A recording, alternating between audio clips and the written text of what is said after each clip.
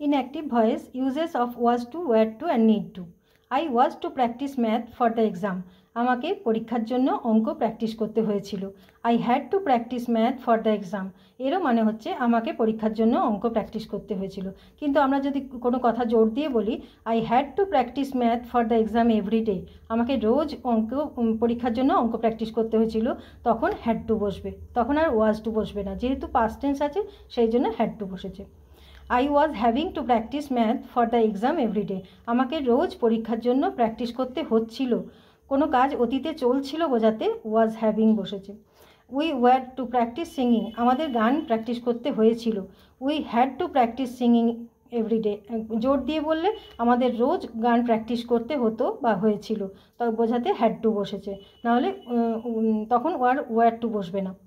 We were having to practice singing every day. আমাদের রোজ গান practice করতে হচ্ছিল, অতীতে কোনো কাজ চলছিল বোঝাতে were having বসেছে।